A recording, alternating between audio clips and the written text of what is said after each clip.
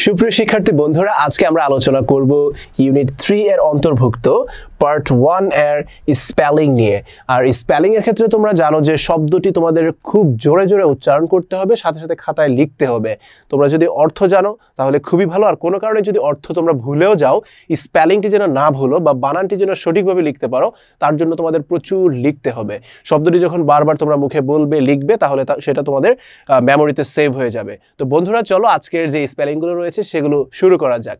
আমাদের প্রথম যে ওয়ার্ডটি রয়েছে সেটি হলো ম্যাট্রিআর্কি। ম্যাট্রিআর্কি মানে মূলত হচ্ছে মাতৃতান্ত্রিক সমাজ।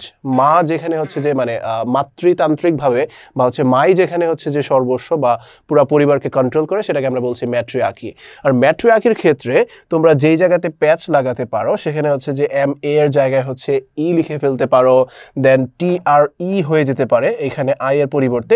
এই জিনিসগুলোতে তোমরা একটু কনফিউজড হয়ে যেতে পারো, সো বারবার খাতায় লিখলে তোমরা সেটা মনে রাখতে পারবে। আর পরবর্তী যে ওয়ার্ড সেটি হলো মেটালার্জি। মেটাল থেকে মূলত হচ্ছে মেটালার্জি, যার অর্থ হলো ধাতুবিদ্যা। তোমরা এভাবে মনে রাখতে পারো, প্রথমে হচ্ছে মেটাল লিখে ফেলবে, METAL, দেন হচ্ছে যে লার্জি লিখে ফেলবে। তাহলে দেখবে বানানটি তোমাদের কাছে সহজ মনে হচ্ছে, মেটাল লার্জি একসাথে হচ্ছে মেটালার্জি, তার মানে হচ্ছে ধাতুবিদ্যা। Coming up to the next one, that is thesaurus. Thesaurus হচ্ছে এক ধরনের অভিধান যেখানে হচ্ছে যে একই ধরনের শব্দ, সমজাতীয় শব্দ সুবিন্যস্তভাবে সাজানো হয়েছে। এক ধরনের অভিধানকে বা ডিকশনারিকে আমরা বলছি থেসোরাস। থেসোরাস, ই এবং এ, কোথায় ই হচ্ছে কোথায় এ হচ্ছে, এই জিনিসগুলো তোমাদের মনোযোগ সহকারে বারবার খাতায় লিখতে হবে, তাহলেই তোমরা এই বানানগুলো সঠিকভাবে পরীক্ষার খাতায় লিখতে পারবে। আমাদের পরবর্তী স্পেলিংটি হলো বন্ধুরা ফারেনহাইট। ফারেনহাইটের ক্ষেত্রে আমি যে জায়গায় কনফিউজড হয়ে যেতাম সেটা হলো যে FAREN হওয়ার কথা, এখানে যে এইচটা আছে সেই জায়গাটাতে আমি হচ্ছে একটু কনফিউজড হয়ে যেতাম। তো আমি কিভাবে করতাম, ফারেনহাইট এভাবে বলে বলে খাতায় লিখতাম, তার কারণে এইচটা মিসিং হতো না। তুমি যদি বলো ফারেনহাইট উচ্চারণ করো, খাতায় এইচটা লিখো, তাহলেও তুমি মনে রাখতে পারবে। আর যদি খুবই তুমি ভুলে যাও বা এরকম পসিবিলিটি থাকে যে এইচটা মিসিং হয়ে যেতে পারে, তুমি নিজে নিজে মনে রাখার ক্ষেত্রে একটা টেকনিক বের করে নিতে পারো যে ফারেনহাইট, ফারেনহাইট, কিন্তু সঠিক উচ্চারণ হচ্ছে Fahrenheit. So the next one is cannon. Cannon মানে হচ্ছে গোলা বা কামান, যেটার মাধ্যমে হচ্ছে যে গোলা বারুদ ছোড়া হয়। সো ক্যানন আমরা জানি ক্যামেরার একটা ব্র্যান্ডের নামও হচ্ছে ক্যানন। এর ক্ষেত্রে মনে রাখবে যে double N, not only one N, there is double N, এখানে দুটো এন রয়েছে। আমাদের পরবর্তী স্পেলিংটি হলো বন্ধুরা অ্যাব্রিভিয়েট। তোমরা জানো যে অ্যাব্রিভিয়েশন থেকে হচ্ছে অ্যাব্রিভিয়েট, অ্যাব্রিভিয়েশন করাকে আমরা বলছি অ্যাব্রিভিয়েট, যার অর্থ হলো সংক্ষিপ্ত করা।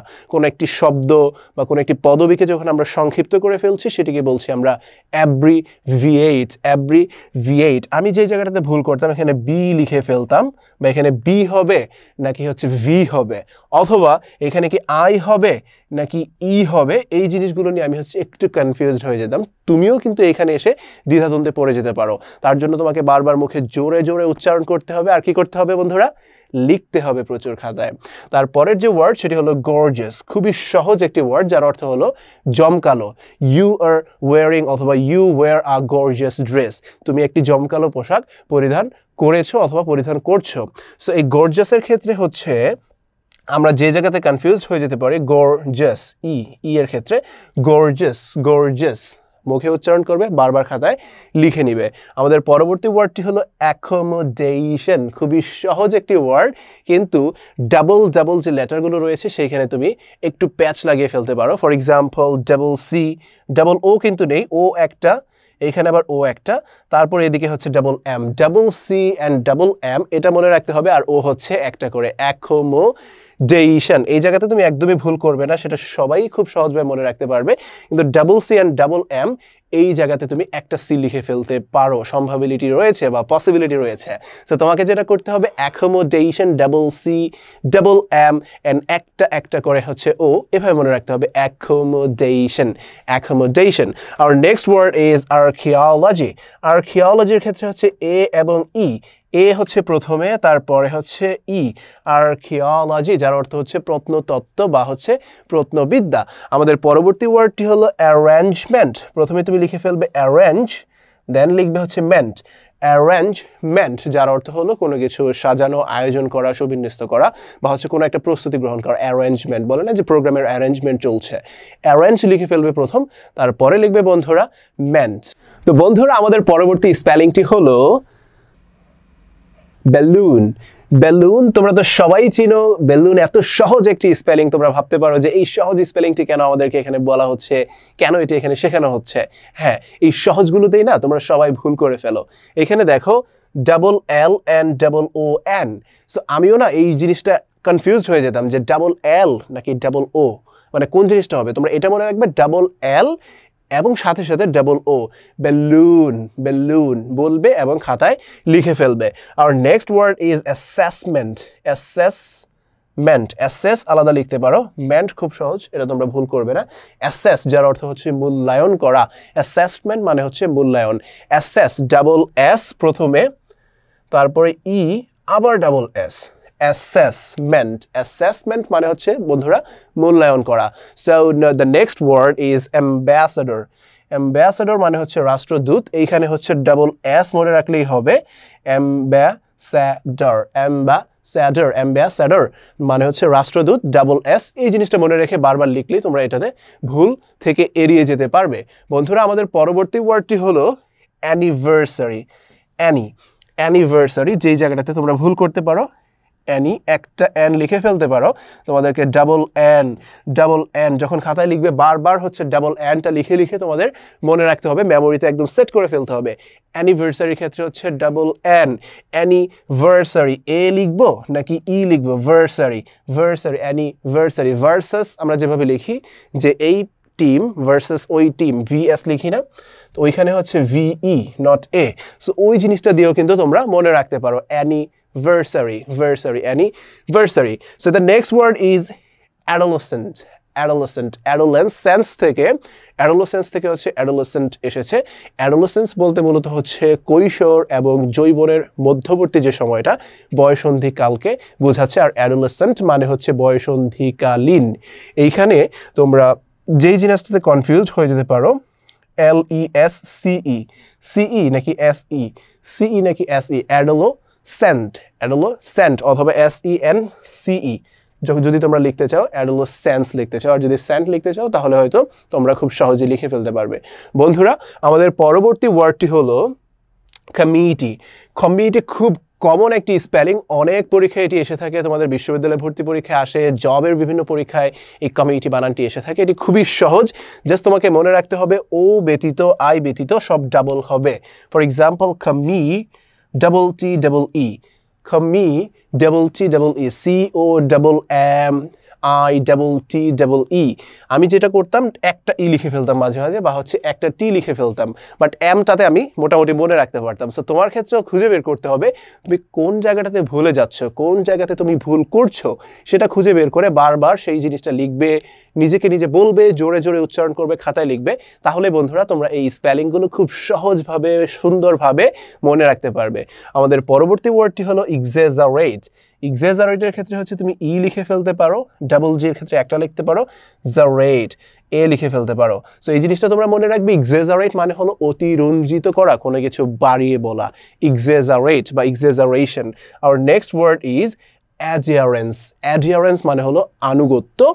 প্রথমে তোমরা অ্যাডিয়ার লিখে ফেলতে পারো, অ্যাডিয়ার দেন NCE, অথবা একসাথেও লিখে ফেলতে পারো অ্যাডিয়ার আর রেন্স। অ্যাডিয়ার একসাথে লিখে দেন রেন্স তুমি আলাদা লিখে দিতে পারো, তাহলে তুমি খুব সহজে সেটা মনে রাখতে পারবে। অ্যাডিয়ার থেকে অ্যাডিয়ারেন্স, অ্যাডিয়ারেন্স যার অর্থ হলো আনুগত্য। আমাদের পরবর্তী ওয়ার্ডটি হলো এম্বারাস।